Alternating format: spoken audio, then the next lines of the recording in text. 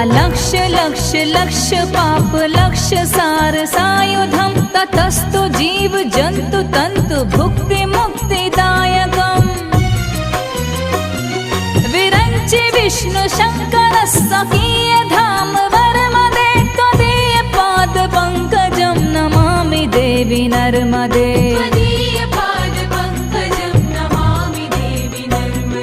नमामि देवी नर्मदे नमामि देवी नर्मदे नमामि देवी नर्मदे नमामि देवी नर्मदे त्वदीय पाद पंकजं नमामि देवी नर्मदे त्वदीय पाद पंकजं नमामि देवी नर्मदे